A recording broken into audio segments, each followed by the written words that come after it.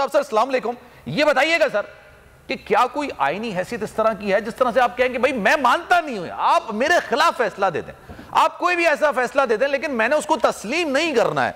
पहली बात, इसकी कोई जस्टिफिकेशन है क्या? ये ऐसा मामलात होते भी हैं कि आप मानने से इनकार कर दें तो कल को कोई और मानने से इनकार कर देगा?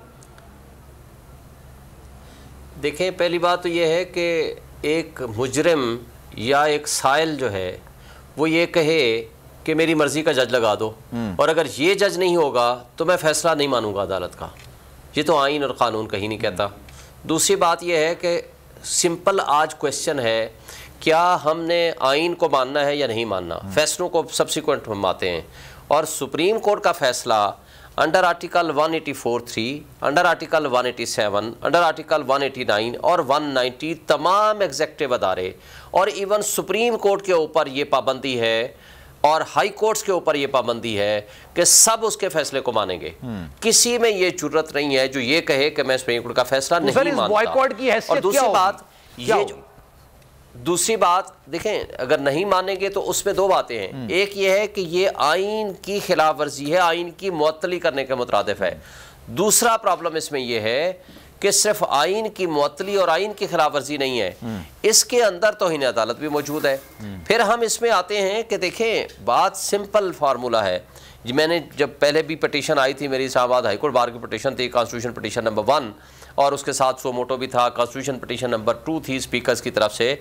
जब पार्टीज़ को नोटिस करने लगे चीफ जस्टिस साहब को और 9 मेंबर बेंच था उस वक्त, मैंने उनको भी एक बात गुजारिश की थी कि जनाब आप इसमें पॉलिटिकल पार्टीज़ को नोटिस ना करें। उन्होंने कहा क्यों ना करें? मैंने कहा इसलिए कि ये एडवर्सेरियल प्रोसीडिंग्स नहीं है, आप किसी पॉलिटिकल पार्टी के खिलाफ फैसला नहीं दे रहे, ना किसी के हक में दे रहे हैं, आप सिर्फ एक इबहाम को दूर कर रहे हैं कि who is the competent authority to announce the date of the elections जो विद इन 90 डेज होने हैं। क्या प्रेसिडेंट ऑफ पाकिस्तान जो 9 अप्रैल दे चुका है, या गवर्नर KPK पाबंद है, या गवर्नर पंजाब पाबंद है? उस इबहाम को दूर कर सकते हैं। और दूसरा क्वेश्चन था कि क्या 90 डेज में इलेक्शन होने हैं या नहीं होने, जो कि आइन कहता है। इसलिए कि ये जो फैसला देंगे इलेक्शन का, उसमें तमाम पॉलिटिकल पार्टीज उस फैसले की बेनिफिशरी तो होंगी लेकिन उनके खिलाफ नहीं है, क्योंकि कौन पॉलिटिकल पार्टी है, कौन सी जमहूरी ताकत है जो ये कहती है हम इलेक्शन में नहीं जाते, जो ये कहती है कि हम इलेक्शन का जो फैसला है हम उसको नहीं मानते? कैसे नहीं मानेंगे? और अगर नहीं मानते तो ठीक है, आपका राइट है, आप बाइकआउट कर दो, आप इलेक्शन में ना जाओ, इसलिए कि आपको अपनी हार नजर आ रही है। देखें, पहली बात तो ये है कि ये बात किसके मुंह से आ रही है? एक कन्विक्टेड, एक एब्सकॉन्डर, अदालत से भगोड़ा और मुजरिम लंदन में बैठ के जो यहाँ से भागा हुआ है 50 रुपये का स्टाम्प दे के कि हमने 6 हफ्ते 8 हफ्ते में वापस आ जाना है, आज 4 साल होने को हैं वापस नहीं आया, वो ये कह रहा है कि ना हमें इस बेंच पे एतराज ना एतबार है, ना हम इसका फैसला मानेंगे। देखें, ये तो माफिया के लोग कहा करते हैं, ये पॉलिटिकल पार्टीज़ के लोगों का ये बिहेवियर या PDM जमातों का अफसोस की बात है जो अपने आप को जमहूरी ताकतें कहती हैं। मेरा ख्याल है माजी से हमने सबक नहीं सीखा। देखें, मैं थोड़ा सा अगर मुझे हिस्ट्री बयान करने दें, 1950 में इंडिया ने अपना आइन बनाया, हमने पहला आइन बनाया 1956 में, जो कि 1958 में मुअत्तल हो गया और ख़त्म हो गया। 1962 में सदारती निज़ाम वाला BD मेंबरशिप वाला हमने एक आइन बनाया और उसके बाद उसको 1969 में मुअत्तल और ख़त्म कर दिया। और फिर क्या होता है, 170 के इलेक्शन में 186 वाली सीटों, 168 वाली सीटों को हमने टिकट उसको इक़्तिदार नहीं दिया, हमने 86 वाली सीटों को इक़्तिदार दे दिया। खुदा न खास्ता ऐसा ना हो और हमसे मशरक़ी पाकिस्तान अलग होकर बांग्लादेश बन गया। माजी के झुरूकों से हमने फिर भी सबक नहीं सीखा। 73 का मुतफ़क्का आइन आया और 77 में ही हमने मुअत्तल कर दिया। और ज़ियाउल हक़ साहब ने कहा कि 90 डेज़ में इलेक्शन करा दूंगा, 90 दिन तो क्या 11 साल नहीं कराए, और एक कराए तो गैर जमाती लूले लंगड़े से इलेक्शन। फिर उससे भी सबक नहीं सीखा। फिर मुशर्रफ साहब आ गए, फिर उसने 2 दफ़ा मार्शल लॉ लगा दिया, एक दफ़ा पहली दफ़ा और दूसरा 3 नवंबर 2007 में। और फिर क्या किया वो आपके सामने है। फिर हमने तहरीक चलाई। हमारी जो तहरीक थी वो 3 नुकात थे उसका, सुप्रीमेसी ऑफ कॉन्स्टिट्यूशन, आइन की बालादस्ती, कानून की हुक्मरानी और अदलिया की आज़ादी। ये 3 प्रिंसिपल से जिसके लिए हमने तहरीक चलाई। हमारे लोगों ने शहादतें दी, हम लोग जेलों में गए, हमने माशी कत्ल कराया अपना, और वो तहरीक कामयाब हुई। आज मैं समझता हूँ आइन के ऊपर जब हर्फ आ रहा है, आइन को जपटास करने की कोशिश हो रही है, आइन की मुअत्तली की कोशिश हो रही है, तो मैं सलाम पेश करता हूँ चीफ जस्टिस उमर अता बंदियाल साहब को और सुप्रीम कोर्ट को, जो डट के उनके मुकाबले में खड़ा है। सिंपल बात है, टेक्निकलिटीज़ कभी जस्टिस सिस्टम में रुकावट नहीं बन सकती।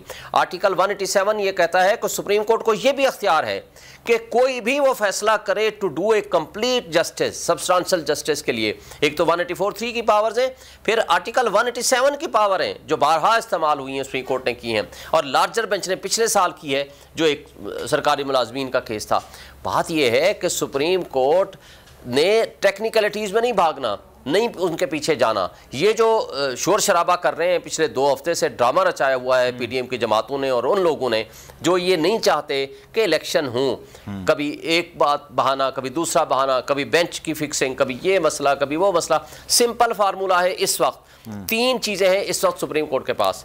क्या इलेक्शन की तारीख देने का अख्तियार इलेक्शन कमीशन के पास है या नहीं है? दूसरा बात है कि अगर उसके पास नहीं है तो उसने किस तरह 8 अक्टूबर की तारीख दे दी। दूसरी बात उनके पास ये है कि क्या आइन के मुताबिक 90 डेज़ में इलेक्शन होने हैं या नियरेस्ट टू 90 डेज़ इलेक्शन होने हैं या नहीं होने। तीसरी बात यह है कि जो उन्होंने रीज़न्स दी हैं, क्या वो रीज़न्स जस्टिसिएबल हैं, क्या वो कानून के मुताबिक दुरुस्त हैं, फैक्ट्स एंड फिगर्स के मुताबिक हैं, और अगर दुरुस्त हैं तो क्या वजारत ख़जाना, वजारत दिफा पाबंद नहीं है कि वो उनको फैसिलिटेट करें अंडर आर्टिकल 220, और अगर नहीं करेंगे क्या ये तौहीन अदालत भी है और आइन की खिलाफ वर्जी भी है, उनके खिलाफ एक्शन हो सकता है। ये हैं 3 चीज़ें। तो नजर आ रहा है सामने लिखा हुआ है जुल्म मिटने के लिए 2 चीज़ों से मिटेगा भाई। एक, अदल की कुर्सी पे जो लोग बैठते हैं ना, वो अदल के हिसाब से फैसले करने लगे। दूसरा, कौम निकल खड़ी उस जुल्म के खिलाफ, तो जुल्म खत्म हो जाएगा। या इन दोनों में से कोई एक चीज हो जाए या दोनों हो जाए। अगर 420 का मुकदमा था, उस वक्त अदलिया में जो लोग बैठे हुए केस देख रहे थे, वो पूछते ना यार चीट हुआ कौन है। जब उनको दिखता कोई चीट नहीं हुआ, केस खत्म कर देते। तो जालिम जुल्म कर ही नहीं पाता। 9 जजेस ने नोट बिफोर किया मेरे केस को यार, 1.5 साल चला। शख्सी जमानत का केस, सेम केस इस्लामाबाद में कर दिया। एक ही इल्जाम पे 2 केस हो नहीं सकते भाई। मतलब 60 दिन का वक्त होता है, 102 दिन के बाद मैं जीत गया, केस बरी हो गया, 102 दिन के बाद अपील फाइल की, एक्सेप्ट कर ली। नहीं करते ना एक्सेप्ट, खत्म हो जाता ना जुल्म यार। भरी अदालत में मुझे बरी कर दिया, फिर पता नहीं क्या हुआ, 2.5 घंटे बाद का नोट बिफोर, मैं नहीं सुनता ये केस। खड़े रहते अपने फैसले, मिट जाता जुल्म। अल्लाह ताला ने बिठाया इस इन कुर्सियों पे इनको यार, ये अल्लाह ताला की तरफ से फैसले करते हैं। तो या तो ये फैसले आएंगे, जुल्म मिट जाएगा, या कौम खड़ी हो जाएगी जुल्म के खिलाफ।